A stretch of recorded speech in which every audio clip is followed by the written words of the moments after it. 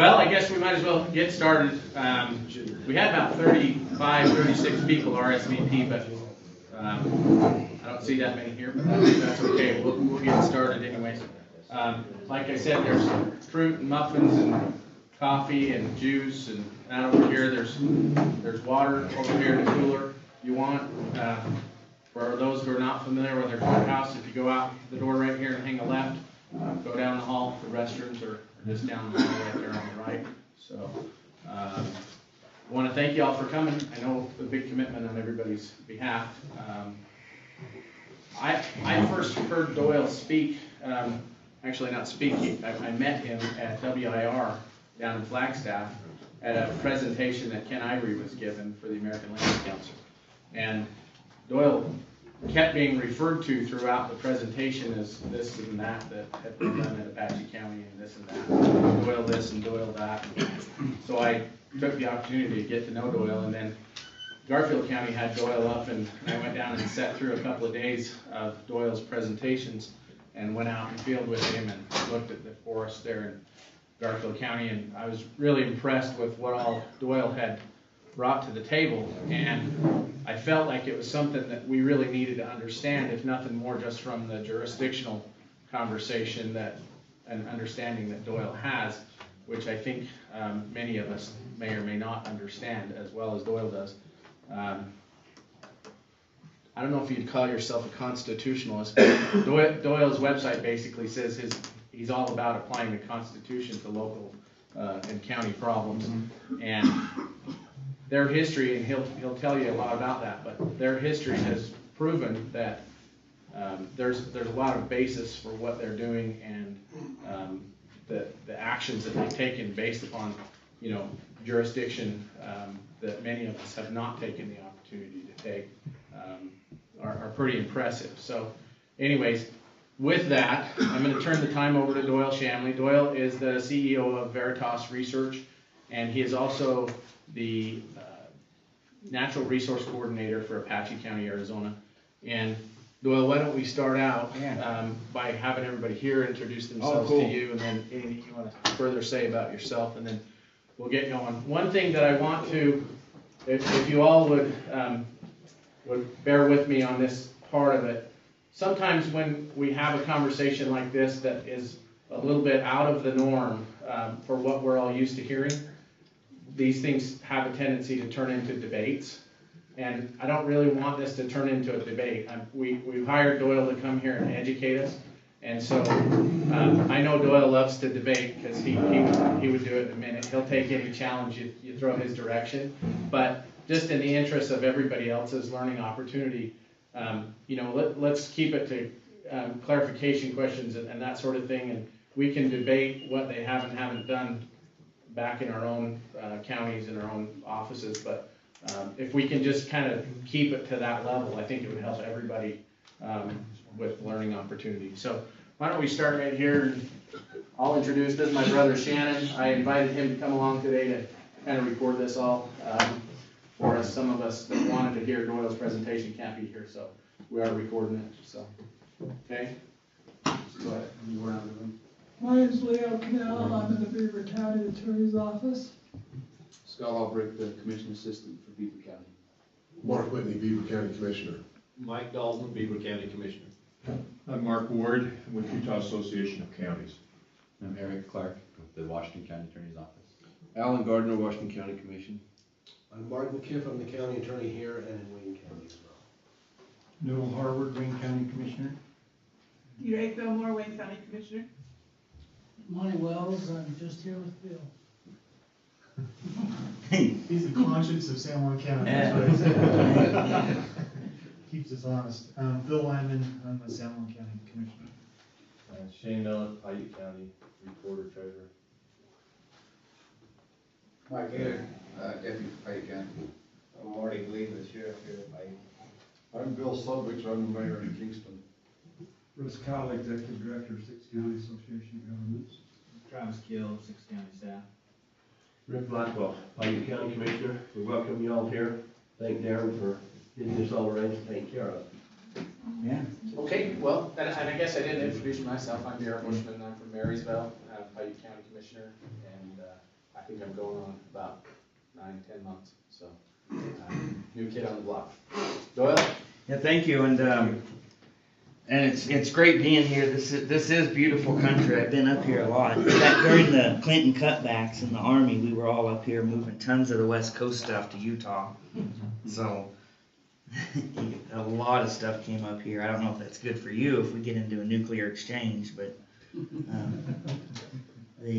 it's beautiful country up here. And in fact, I got dumped off on the curb while my better half is out looking at your natural beauty out here, hitting the parks. The bathroom is just up the hallway, in case anybody needs it or isn't familiar with the building. It was out that door and that way. The men and women's both. What I thought I'd start with is a few of the outlooks coming down the way. Now, what I mean by that is what are some of the threats to counties and the water and soil? Mainly. Most of the threats that are coming out of the Federal Register every day for the western U.S., and we could loosely refer to it even as just within the Western Caucus, okay? And they define that as the 11 western states. Congress has this caucus that they created. I don't know what they do, quite honestly, besides have more meetings, but they have this caucus. So a lot of issues are broke down that way. Every day the Federal Register is published, and every day that is the actions of what the agencies are going to do that day, and they typically aren't in favor, usually, of people and lower taxes and all that.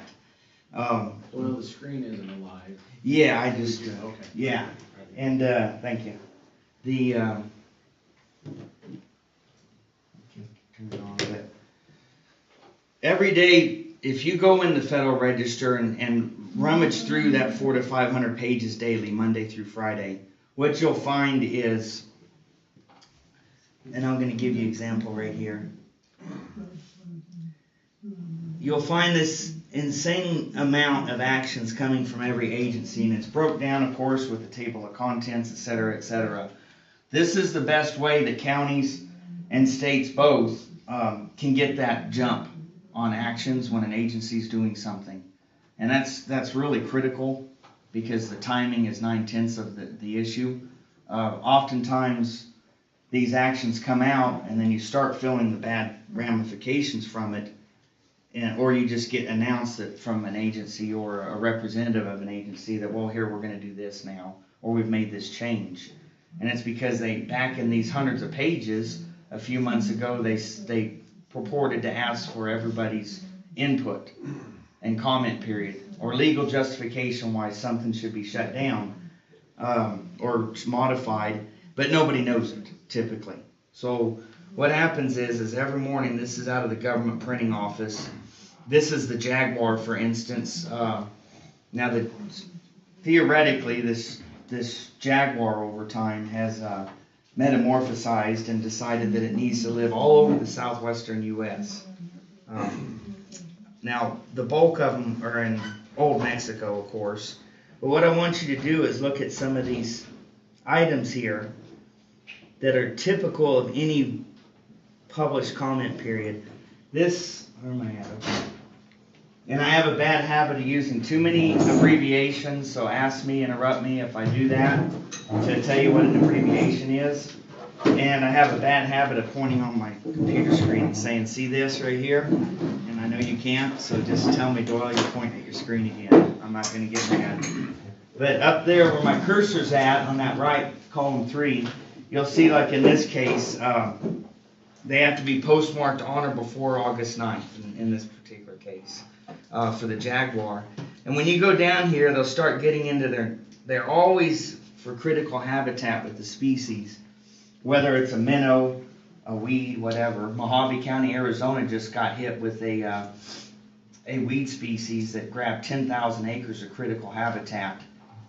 We need more of this weed, is what we're being told. Had it been commented on correctly, it wouldn't have happened. Because the weed happens to be at the entrance of all the gypsum mines. They're one of their last economic drivers there, of course, at the entrance of the gypsum mines, not just random somewhere else. And secondly, it said right in the report that BLM and the Arizona State Land Department had an illegal seed harvesting operation and selling seeds to nurseries. They didn't read it. They should have just stopped it right there, and now they got hit with 10,000 acres grabbed in their county of tax base for critical habitat. And that was would have been an easy one to win. Now they're going to have to go the long route, court, because now it's an appeal, because it's been a final action. But if you look at this isn't uncommon. If you look at those highlighted totals, look at the land masses affected, in this case on this particular species. But they're claiming the jaguar needed 858,000 plus acres of habitat. And if you look over though, what the really bothersome one is much like what I'm seeing with the prairie dogs and greater and lesser sage grouse and various species in the West, is this attack that's consistently increasing now is on private property, getting wrapped up in critical habitat. This jaguar, this attempt, was 129,000 plus acres of private property being listed as critical habitat. It's their chart, I didn't create it. It's right here where my cursor's at. And then a lot of their methodology too, just so you know, will be, now this is not common here where they give you hectares and acres both. A lot of times they're just hectares only. So it's 2.47 acres. So if you ever have to do that conversion, they're doing a lot of that stuff because of the amount of international ownership back and forth on a lot of our property that's being collateralized and sold, etc. They're doing a lot of metric system analysis anymore. But you can see there 129,000 acres of critical habitat being on private in these, broke down by these units throughout the state. And of course they'll give you a map, etc., etc. Now what was interesting, when we were down in Garfield County, I don't know, a couple months back, I wanted to show them, they asked actually, well, let's see a Federal Register today. So I pulled it up. I had already done it that morning. And we went down there and they were actually listed for an action, an NGO, non-governmental organization, and they're typically far left, almost most of them, had put their actual downtown just a block away from where we were meeting into an historic, they applied it to an historic district. So this county seat, I'm sitting in their building, and just a block away, their entire downtown would be impacted with building restrictions, the whole 9 yards. What materials you can use, what colors of paint are allowed to give this aura of this historic district, and to change it back. And this was put in by a third party applicant through the agencies and made it clear to the point of this final period for comments the last 30 days. And so they got quite a surprise there in their class. Now I'd already checked this morning, so I got hold of it Saturday for today. Because see, the Fed's psychic, and they already knew Saturday what they're going to do today. So it was already published. So you guys weren't listed today, so we don't get to give you any magic Piute surprises today. But you have been in recently a few times. So is there an index you check, or how do you don't go through the whole 400 pages, or how do you do that? Okay, depending on the client, because I have clients in the western U.S. caucus and different counties, depending on what their emphasis is, I have a whole list of keywords for each client. So in the medical lab research industry, I will look for different words and phrases or common problems that they face that are totally different than, let's say, grazing and water. So when I'm looking each morning for Apache County, every morning, I've got to look at things like Apache. Just type in Apache, Zuni, Navajo, Hopi, get all the 7 tribes we have first off. And then Apache, when I'm doing that tribe, I get my county name as well. Then start looking up Habitat Arizona, Critical Habitat Arizona, and just keep cross-referencing the document. And then whereas Catron County is different, etc. So yes, you have to come up with a program. Otherwise, you're going to have a really slow go at reading 400 pages roughly every morning. So you're going to have to come up with something that's more indicative of where you live. Phoenix would be vastly different than my county, for instance, what I'm going to look up. Down there, I might look up mass transit, things like that. to try to find those key indicators.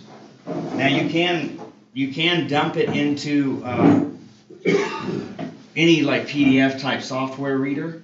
I use Adobe Pro, but you could dump it, you can download it every morning into that, and then do a search and create a word search database based on your circumstances, if you so desire.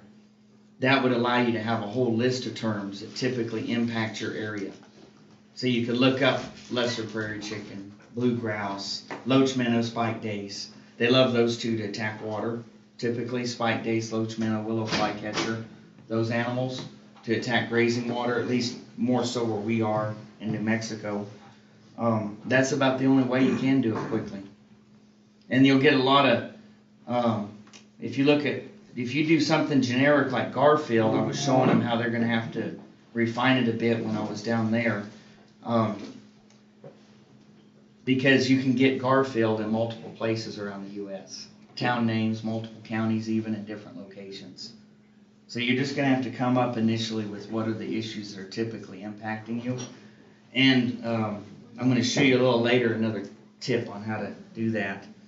Now, so with that in mind, okay, now you know where most of the actions come from. Every day those will be listed.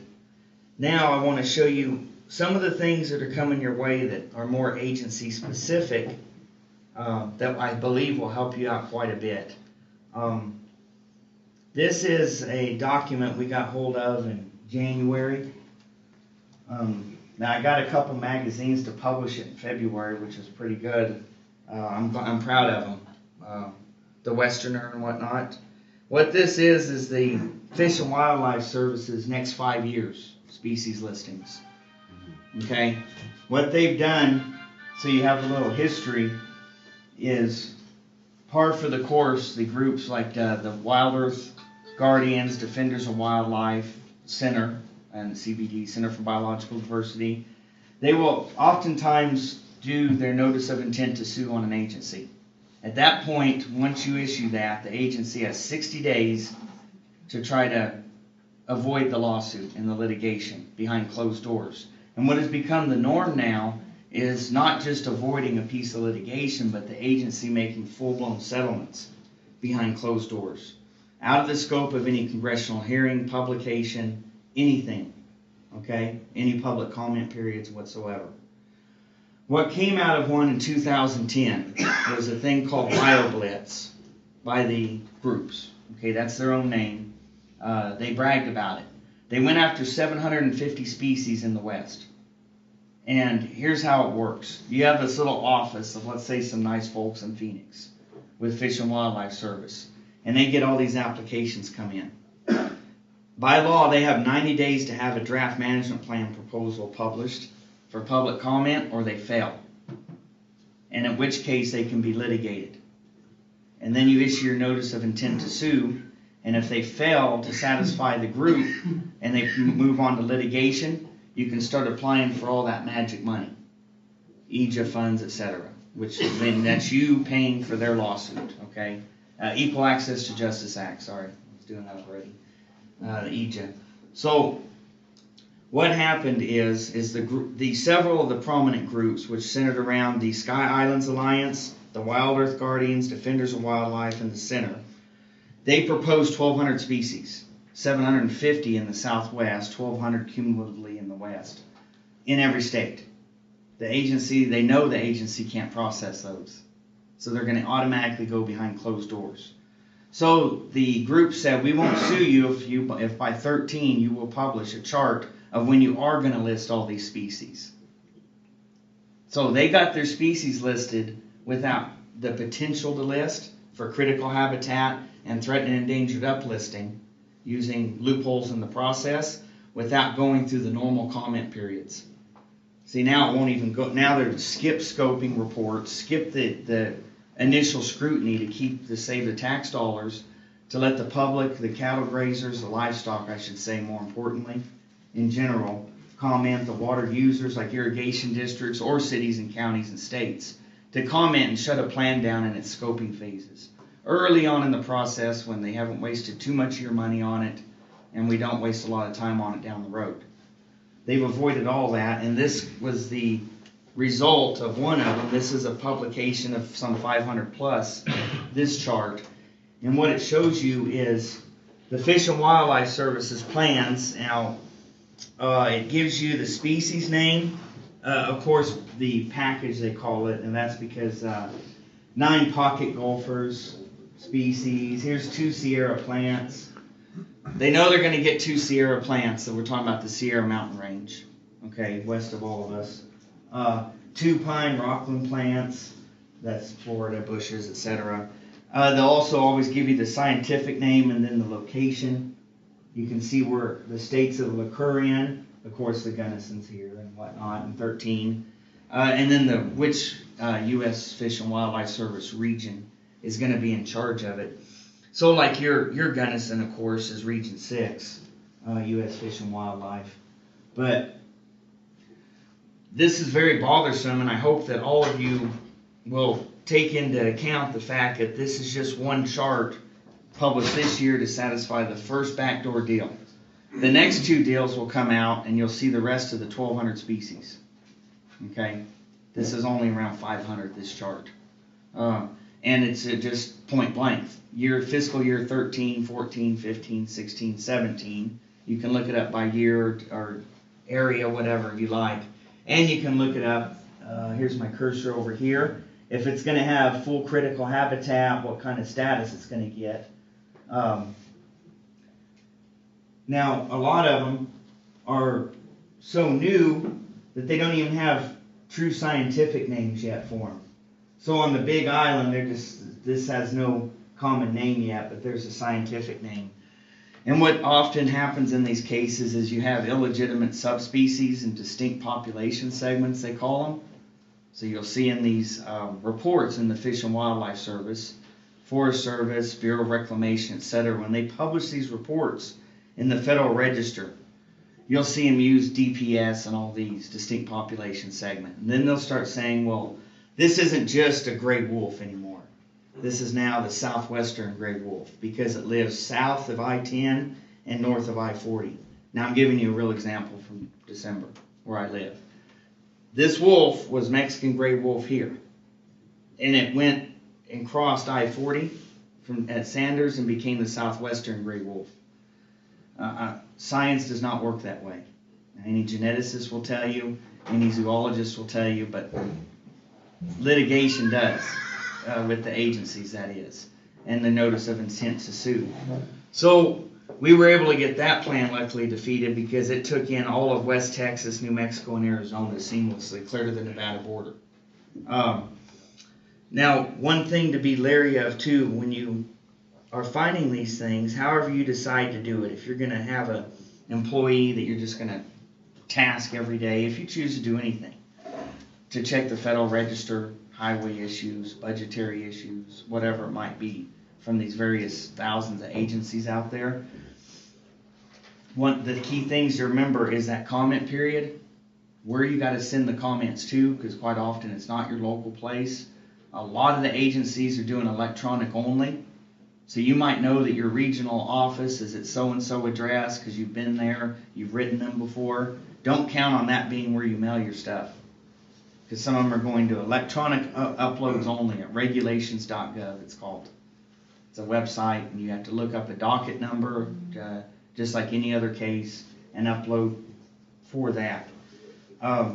Keep those in mind, and please get involved. If you find any of these, get your local users, whoever it's impacting, involved, because it carries a lot more weight when you write your commentaries, or if you desire to, or do your county or city actions, or hold a public hearing, or a joint public hearing with the agency if you choose to go that route, if you have the impacted users there.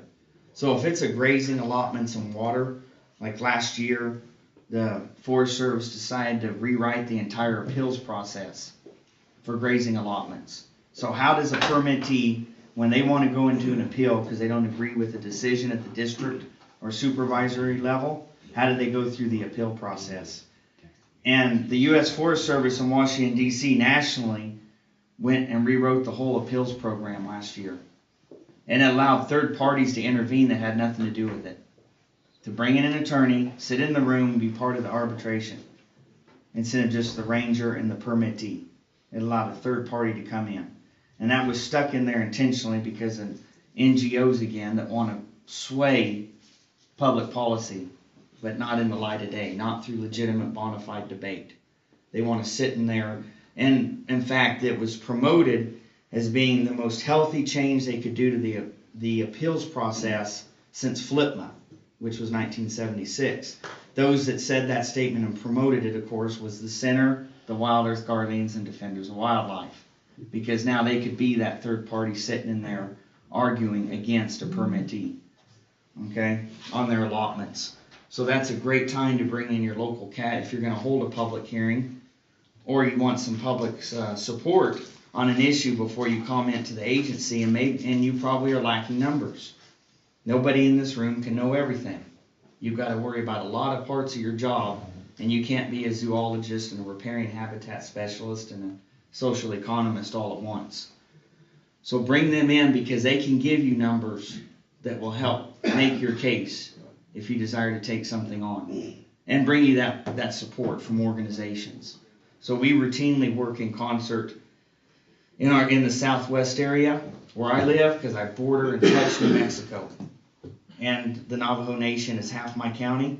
So I routinely involve the Hopi and Navajo and Apache land use groups, as well as Catron County, so the Gila Cattle Growers Association, and in our case the Arizona Cattle Growers, if it's a grazing or water issue. Because what you'll find is typical attacks and made up subspecies and made up locations becoming the norm. 2 months ago we had to mess with the Mexican jumping mouse and the New Mexico jumping mouse. Okay, so this jumping mouse needed all these 11 and 30,000 acre chunks, and they are all in allotments on the forest and all at headwaters. They didn't live in any other field, only in those primo places. Here's the problem: once you start digging on that one, you find out that this is the third naming. It had been the deer mouse, it had been the meadow jumping mouse, now it's the New Mexico jumping mouse. It just keeps morphing because we had beat it the last 2 times. And then we had hoped, us and the Gila cattle growers, that goes all the way through the Gila wilderness down to the mining districts like Silver City, New Mexico, we thought, okay, we're done with this. Deer mice and meadow mice and all that. No, they renamed it and brought it out again. Another tactic that we're seeing a lot of is translocation. And I'm going to show you a listing of translocation permits in Utah, because this is bad. When you see people getting permits in the Federal Register, and what I'm noticing all over Arizona is there's these firms out of Salt Lake typically that are applying all over the western U.S. to go out and harass, that's the word they use, harvest, capture, trap, and translocate. When you translocate a known T&E species to a new area because it might have potential for habitat, keep that in mind. And when that new species doesn't die off its first week, then oftentimes what follows up immediately is now that new property is listed as critical habitat. We face that with the three-forked spring snail and the Chiricahua leopard frog in our backyard. It's kind of like the mouse story I just told you. Somehow this Chiricahua leopard frog, and Old Mexico is the Chiricahua mountain range, so it raised a red flag with us. We're like, we've never heard of this, and that's way down there anyway. And it's the size of your thumb, but it needed 330,000 acres.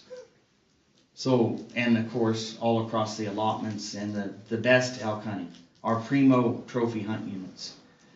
So, in the process, they said in the management plan that they would have to avoid all travel, all overnight camping, all recreational activities, motorized recreation, I should say, etc., etc. Grazing would have to be pulled, riparian habitats restored. So basically no use. It becomes a wilderness area without going through the process.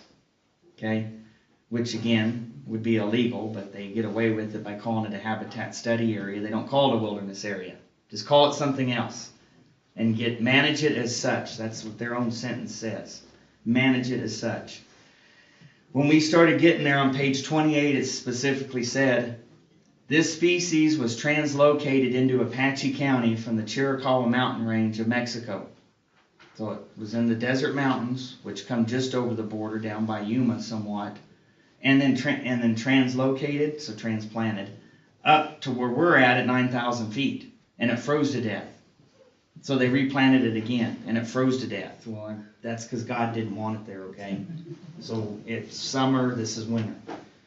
But they did that 4 years in a row, and because it froze to death every winter, it must be endangered.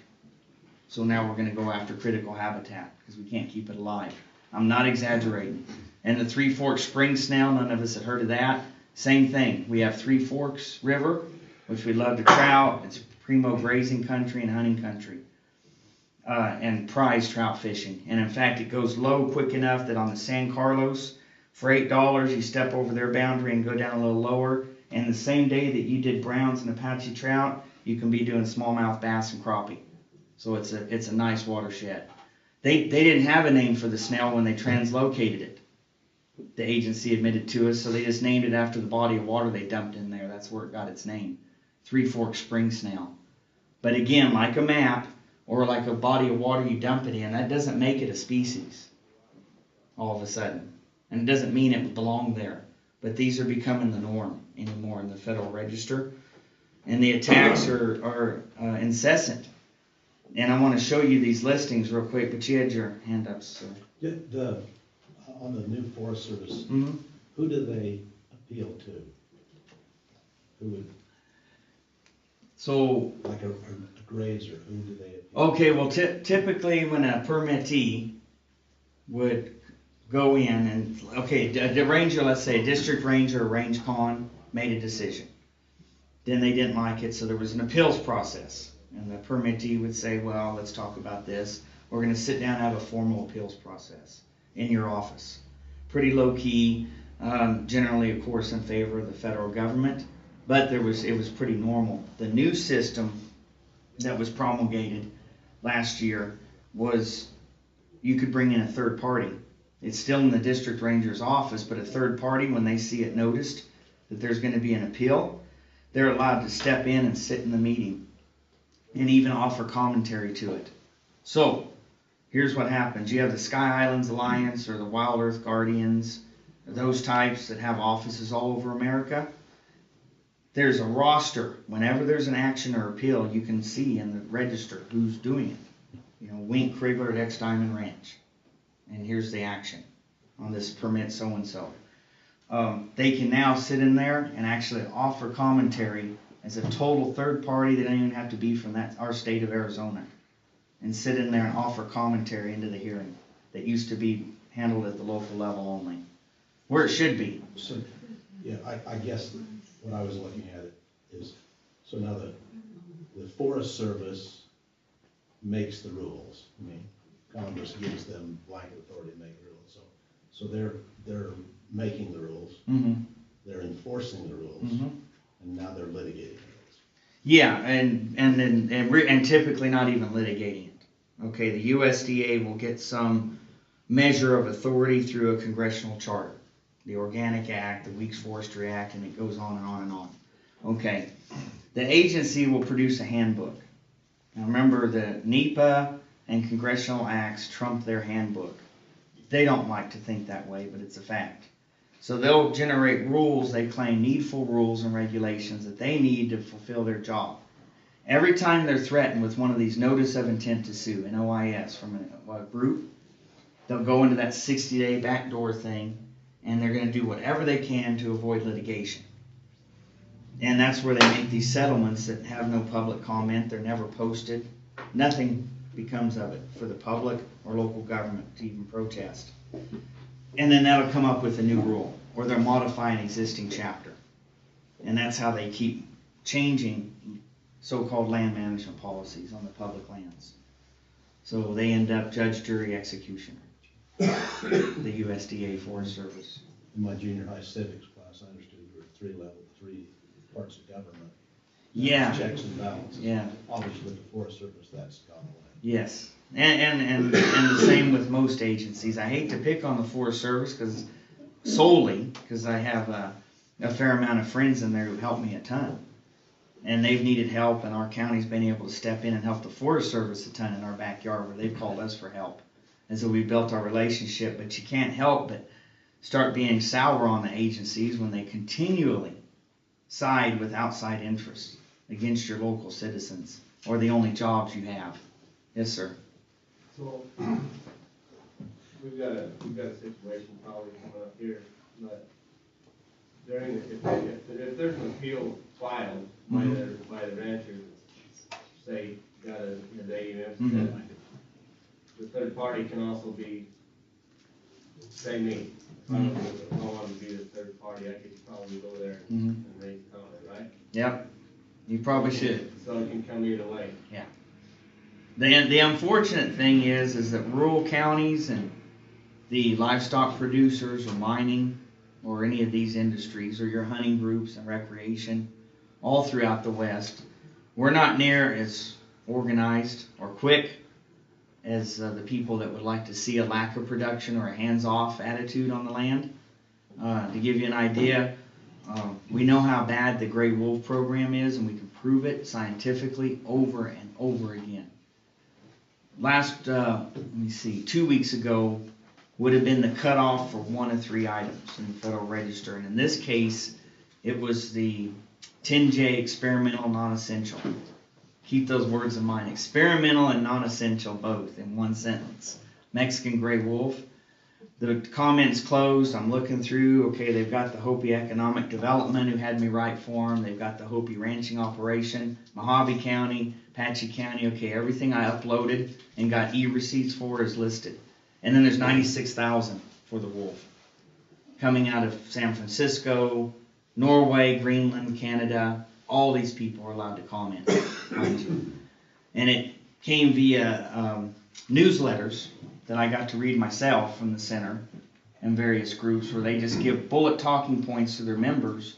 And remember, when the center passes the hat once, if every person just throws in $1, it's a saying we joke about, they've got 250,000. That's how many members are on their email list. So they know not everybody's going to write, but they're going to get a good percentage of them to comment.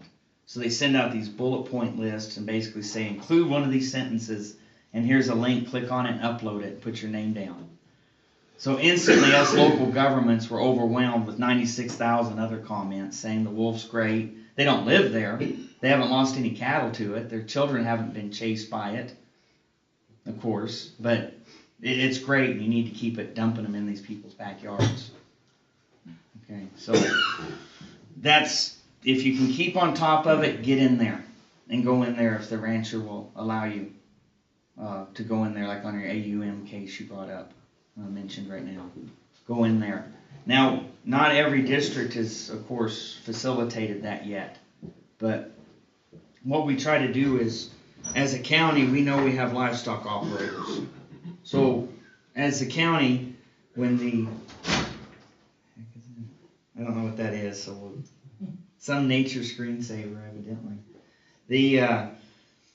In that case, when we saw the revisions, the first thing we did was said, Arizona Cattle Growers, Ranching Heritage Alliance, that's our local group, Gila Cattle Growers, because they're New Mexico, but remember, we touch. So half of my town is running New Mexico plates. They may live in New Mexico, but every bit of their work and shopping is where I live, in Arizona. So they're important to us. It doesn't matter if they're another state or county. They're spending their money there, and a lot of our folks are grazing in New Mexico side of the line. So we try to inform them immediately, try to cost share. So if the Arizona Cattle Growers or Gila Cattle Growers is busy, they'll be like, well, send us what you got when you're done, because we're over here litigating right now something else. And we'll put it on our letterhead or take from it, whatever. Or we'll write it for you. You go handle this other issue right now. So try to network if you can with those that are going to be impacted and try to cost share. We found that to be very effective. And again, you find out you can dig out a lot of numbers that you didn't expect. Okay, on this wolf issue, as soon as we were able to discover a few critical things, Wildlife Services, APHIS, most people know them as Wildlife Services, they're the folks who go out and trap and shoot. In 2006, they admitted that the predatory animals, typically in the canid species and the predatory species, are carriers of bioterrorism agents. And they published it, and then it kind of just went away. Then, in the spring, at the Special Operations Summit in Maryland, we get told, hey, look at these new documents that just came out. We grabbed them from Al-Qaeda.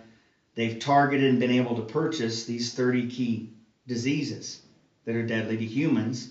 And they published in their own magazine, much like they did the Fire in the West publication, which Al-Qaeda did as well. They published that, hey, we got a great way. We'll just use rats and coyotes and wolves and everything to spread disease to population centers. And we don't even have to be there or try to fly a plane into it. Okay, so this is proven facts.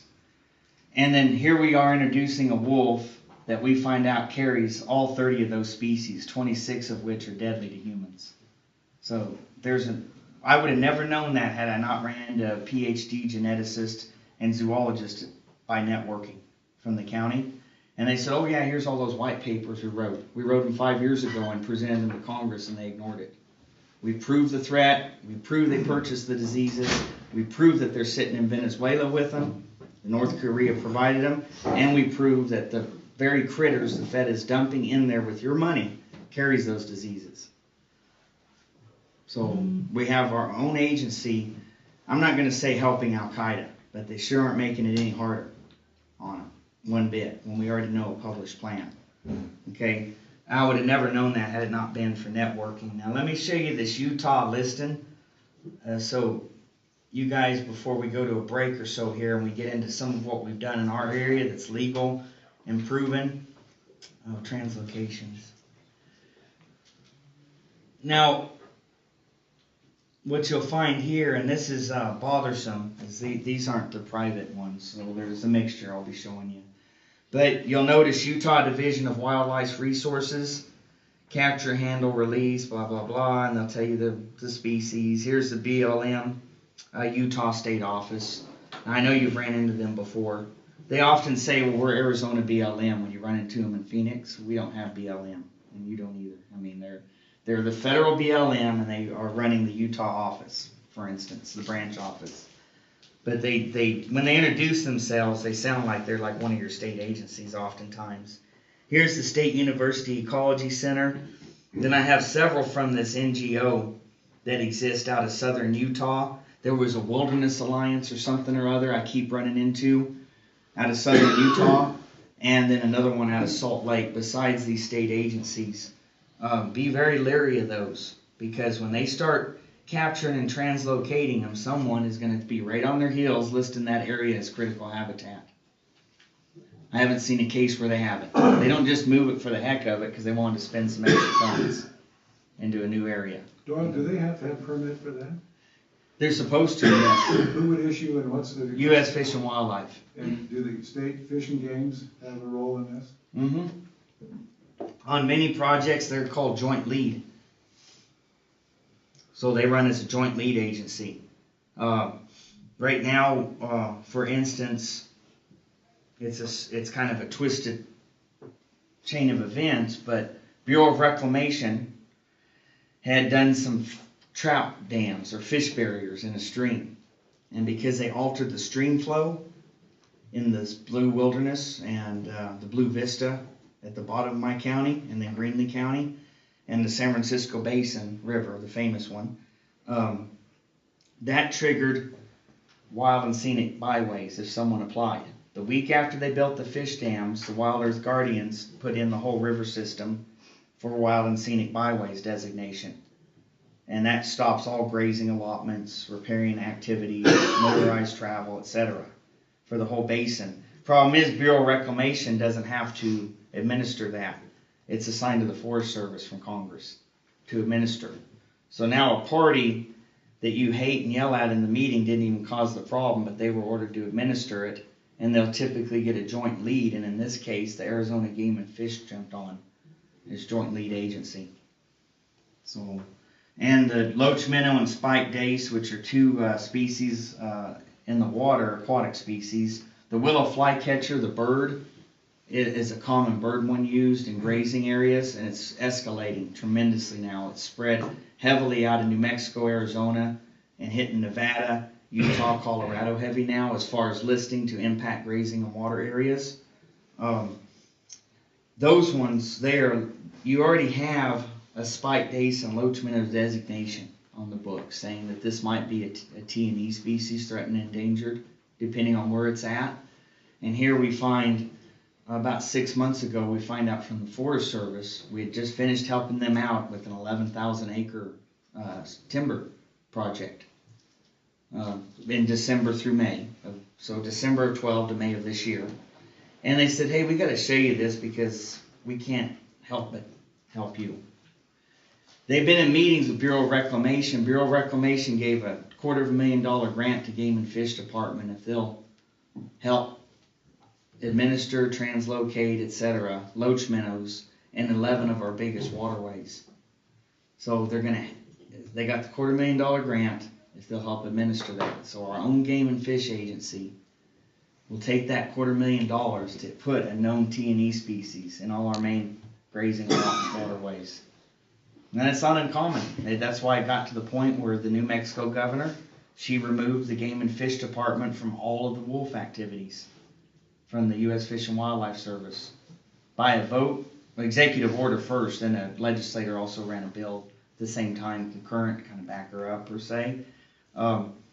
That's how bad her Game and Fish Department was impacting the livestock growers.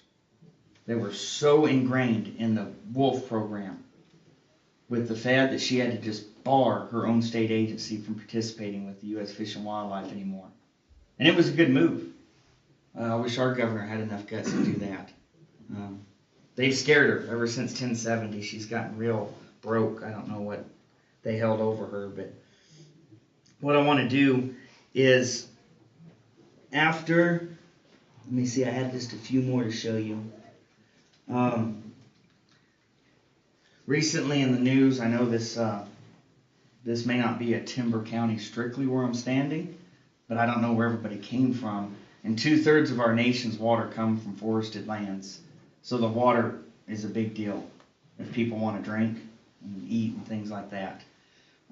This was a new one that came out while Ken Ivory and myself were on the road floating around Arizona with the legislators. Here I'm pointing at my screen again, September 2nd.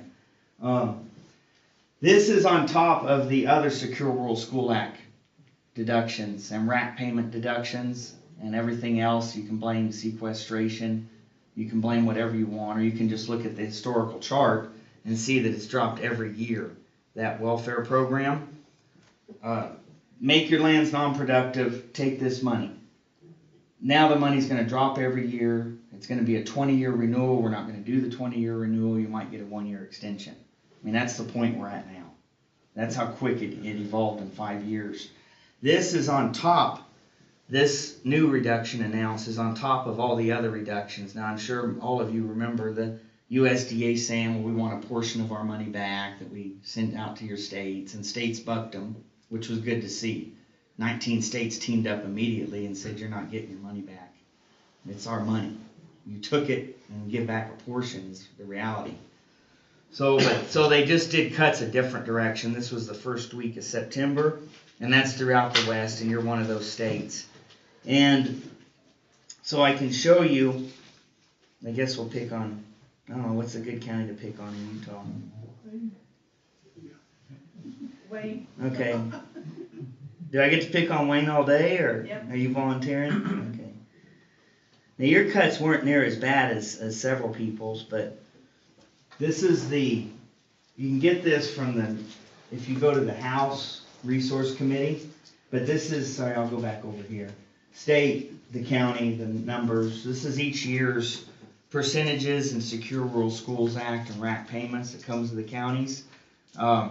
Many counties, I know in Arizona, except for Maricopa County, the state of Maricopa we call it, that's Phoenix and all that. Except for them, all of us have suffered 50% or greater reductions. Now this one here, Wayne went 391 down to a 225, so it wasn't near as bad as us. But keep in mind that one thing on these RAC and Secure Rural Schools Act that is, it's not uncommon and it's legal. You can divert your Title II and Title III funds, like 85% to the school, 15% out roadways and different categories. I doubt anybody just takes Title I across the board and is done with it. And you can also divert legally Title III funds for, let's say, a resource coordinator in your county. The Forest Service liked having someone to go to, so did the Fish and Wildlife Service, and they're the ones, there's other counties in Northern California, also New Mexico already doing it, and that's how they fund their resource advisor. Or that's how they fund a position and hire it out. The person may not be in their county, but they might be within the state or their region. Which funds are those? Those Title III funds out of RAC payments. And it was actually the Fish and Wildlife and Forest Service who proposed it to my board. They said, look, we don't want Doyel going away, and every year, like, we're the same as you guys. Everybody gets in a broil about the general fund. We've got someone we can always go to who knows the background of this last 5 years of timber or this cattle issue or this appeals process. So why don't you guys quit worrying about it so much and just divert that 15% over to a natural resource specialist? And that gave the Navajo, which is 2/3 of my county, a real breather. They were like, oh, okay, that's cool, because you got to live there to understand what I'm saying. But they were real happy because they felt like we weren't stealing their money out of the Navajo's money out of the general fund. And they're great guys, but sometimes there's that perception. Our county's split down the middle, like a north-south situation. And then it let the county manager be real happy, because he was like, okay, we don't have to come up with so much out of the general, and they get their raises and this RAC that we weren't even fully utilizing. Another thing we do typically, which after break I'll show you some of these projects that have been highlighted. Most recently, one of our RAC projects. The Forest Service had some needs, and we had some mutual needs. We had this community that half burned down in the record-setting fire, 856,000 acres, and half of the community survived. This one particular community, Greer. And all beside it, they had no plan to do anything, thinning or anything. So where we stepped in and got the money from the fire and fuels team from the Forest Service, transferred to the county to cut, and then the next 800-acre section just north of it, which we called Slade Reservoir or Benny Drainage. I can even show you the maps. What we did there is they wanted to reduce the fuel load there by town. Those are your good guys. These aren't your litigants. These are your foresters that believed when they went into the job they were going to help trees and people fish and hunt. There are still a fair amount of them left in back offices. They're not in the front anymore. So what we did in the RAC meeting was, besides them voting for some roads we needed that mutually tied together forest ranger districts across county properties, so they didn't have to maintain it, the county did. We also allotted a large portion of our RAC project money to those fire and fuels treatments so that the Forest Service team could complete them. Where did we benefit? It's the headwaters of the Little Colorado River. It's the headwaters of Government Springs. It's our 3 reservoirs for all our ag. Literally is within like vision distance of this timber project. And it's lined with private property whose barbed wire fence is the forest border, which only has one highway in and out. And I don't mean a loop either. It's in or out. So if anything burns, you're trapped in this town. So we won health, safety, welfare, protect our waters, and our agricultural irrigation users. They won because they got the project done. So you don't always have to just send the RAC strictly to here. Okay? Be a little creative if you find a friendly in one of these agencies around you. Then I guess if you find that you don't have any friendlies at all, then be creative in making sure you get all the funds to utilize best for your people. And they don't get any of them for parking lots at trailheads, whatever your case might be. I want to take a quick break here, and I want to show you some of the activities, the citations that were out of the floors of Congress and hearings and in the newspapers. I don't have a picture. We just debuted our 5th new mill. It's a high-speed HUSAW unit that moved in from the state of Washington, and Ann Kirkpatrick's our U.S. Congress lady. The front page had a picture of her tour and our new mill opening and blah, blah, blah. And also just 2 weeks ago, if you go to the Forestry Journal, I could show you the article, but it's not pretty. It's just an article. Our Apache Indians just are reopening their mill after 20 years. So we just had our Hughes saw unit, 13,000 board feet an hour, 24 hours a day, 56 jobs just in town. That doesn't count the truckers or the timber fallers, just in the plant. And then the Apaches next, literally, that are part of our county and touch us all. We're like an in holding my town, reopening their mill. So I want to show you some of these successes by just kind of being a little more proactive, or maybe rethinking some of the stuff that we've been able to do. So I guess the time doesn't really matter, everybody. Let's just do like 5 minutes maybe. So I can show you some of these charts because Mr. Bushman had quite a list for me to get through today.